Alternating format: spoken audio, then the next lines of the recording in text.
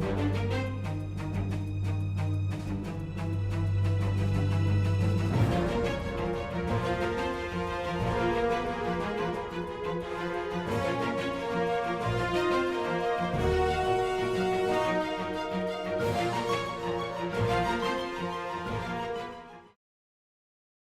nerds, and welcome to Supergirl Theories and Conspiracies. I'm Brian from Good Nerd Bad Nerd.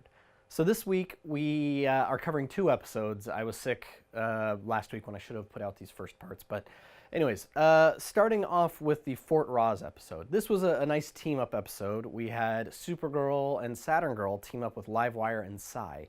And this, an unconventional team-up, but considering the really convenient location of Fort Rozz, where you could have no men because of the blue star, and she wouldn't have her powers. All in all, it was a good team up. I did like that. I did like the interaction between Supergirl and Livewire, and Psi. They need to make her a little more give her a little more depth, and hopefully they're hinting at that. But yeah, she was a little one-dimensional this week. But all in all, great episode. Now, things in the episode. The first thing we encounter is the individual who ambushes them by the name of Tormach. There's no character by that name in the comics. There is an entire people. There's a planet, and the people on it go by the name of the Tormachs. And they were essentially bad guys. The Tormachs were a cruel, sadistic, vicious race ruled by a neo-fascist regime responsible for raping and plundering the entire galaxy. At the time of the height of the empire, they were constantly doing battle with their kind of rivals, which were basically space cops before the Green Lanterns even came into existence. So that's who I think she was a reference to. But more importantly, what did we learn this week? Well, the team going to Fort Rozz to meet with the prison's namesake, they learned that there are other world killers, and the names of the world killers in the comics are different from the names of the world killers we are given. In the comics, there are 4 other ones. Only 3 have been revealed. Their names were Perilous, Dimax, and Flower of Heaven, and the 2 names we've been given by Jinda Kol Rozz were Purity and Pestilence. Now, she actually says the strength, the purity, the pestilence, so it could be that the strength is rain, and that purity and pestilence aren't actually their names, but are actually descriptions of some sort. So purity most likely relates to the character from the comics, Flower of Heaven. All of them have basically super strength, flight, durability, speed, those things. But Flower of Heaven, that character's unique ability is energy projection.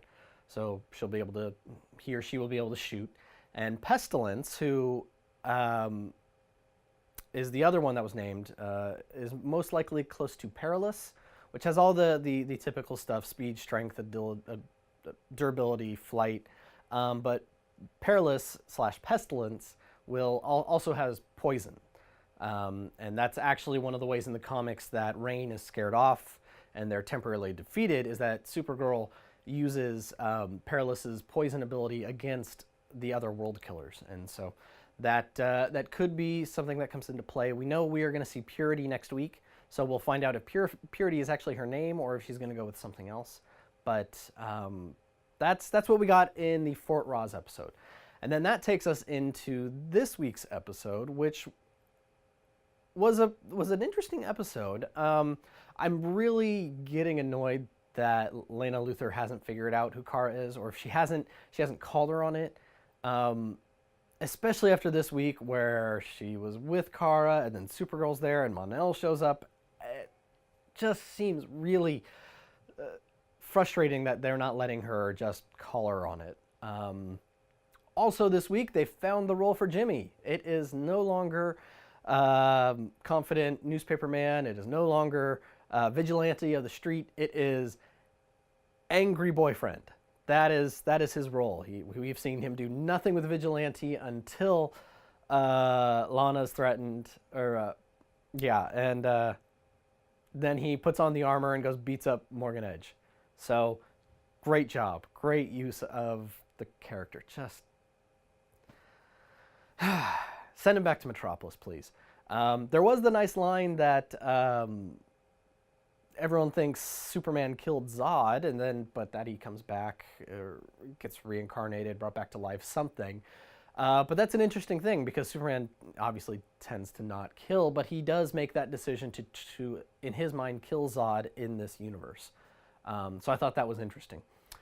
But what was great about this episode? We finally got to see the long-teased Luthor battlesuit, and I thought this was really cool. I thought the effects in it were great. I thought that was really solid. I thought she got defeated pretty easily if the drones were the key to defeating her and not a combination of Supergirl and Mon-El.